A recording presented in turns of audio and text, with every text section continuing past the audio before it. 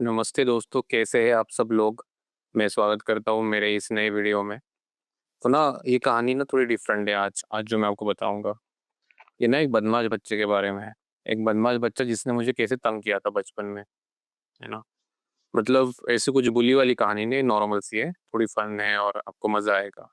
तो क्या हुआ था ना कि मैं जब छोटा था, मतलब 8-10 साल का, तो मेरी एक कजिन की शादी थी, कजिन सिस्टर की शादी थी। तो शादी से पहले वो बाकी प्रोग्राम होते ना, हल्दी और ये सब, तो हम गए थे वहाँ पे उनके घर। ठीक है, उनके घर गए थे। और उनके एक, मेरी जो कजिन दीदी है, उनके कोई रिलेटिव का एक लड़का था, छोटा सा। मतलब मैं था कुछ 8-10 साल का, वो था कुछ 6-7 साल का। लेकिन वो लड़का बहुत बदमाश था, एक नंबर का बदमाश था। ठीक है। तो मैं और मेरे कजिन लोग जो मेरे एज के थे कुछ, है ना, 8-10 साल के, 12 साल के, हम सब थे। ठीक है। तो मैं और मेरा भाई, और हाँ, मैं और मेरा भाई हम दोनों बैठे हुए थे। और जो जो कज़िन दीदी थी ना, उनके जिनके घर शादी थी, तो उनका एक भाई था। तो उन वो भाई के पास ना वो गंदे-गंदे ना, मतलब उनके उसके मोबाइल में कुछ गंदी-गंदी वीडियोज़ थी। या फिर ना उसके जो कुछ कैलेंडर आते थे देखो, किंगफिशर टाइप के, जिसमें से नंगी-नंगी मॉडल हुआ करती थी। तो वैसा वो कैलेंडर एक पड़ा हुआ था। और ऐसे बहुत सारा स्टफ़ उनके रूम में था। तो हम उनके रूम में बैठे हुए थे, हम सब कज़िन। ठीक है? फिर वो हमें दिख गया कि यार ये सब पड़ा हुआ है यहाँ पे। तो हम ना सब एक-दूसरे के सामने शरीफ बन रहे थे। मैं और मेरा भाई था और 1-2 लोग थे, ठीक है? तो हम शरीफ ऐसे बन रहे थे कि भाई नहीं, हमें इसमें कोई इंटरेस्ट नहीं है, है ना? तो बच्चे ही थे तब, इंटरेस्ट था लेकिन दिखाना नहीं था ना कज़िन को कि भाई ये सब नहीं देखना है हमें, तो ऐसा था। तो फिर धीरे-धीरे फिर ना, मतलब कोई और थे, उन्होंने देखा वो कैलेंडर, ठीक है? हमने देखा भी नहीं। वो उन्होंने छीछे करके रख दिया, ठीक है? तो ऐसा हो गया। और वहाँ पे वो बच्चा भी मौजूद था, एक वो बच्चा जो मैंने बताया था, वो बदमाश वाला, ठीक है? ये सब हो गया।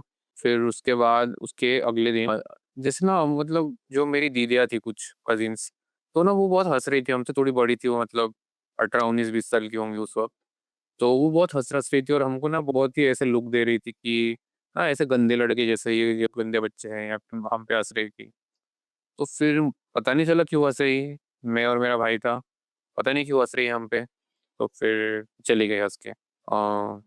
फिर उसके बाद हमें पता चला कि वो जो छोटा बच्चा था, उसने बताया कि हम दोनों, जो मैं और मेरा भाई था, वो गंदे कैलेंडर देख रहे हैं, मतलब देख रहे थे, और मतलब ऐसे बहुत सारा उसने भड़का दिया, मतलब वो 6-7 साल के बच्चे ने, वो हरामी बच्चे ने।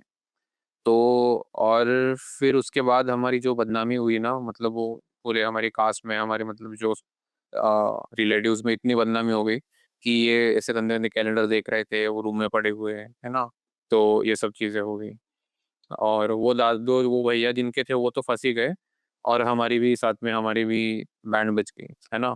तो तब तो उस बच्चे को बहुत मतलब गुस्सा आता था, ऐसा लगता था उसको मारूँ पकड़ के, है ना? लेकिन बाद में जैसे उसके बारे में हमने जानकारी निकाली ना, तो हमें पता चला कि वो बच्चे को ना एक कोई प्रॉब्लम है, मतलब बीमारी है, ठीक है? ब्रेन की नहीं, लेकिन ना उसको ये है कि मतलब जैसे उसको कुछ ज़ख्म हो जाती है, उसका खून रुकता ही नहीं है, मतलब खून बहते रहता है उसका।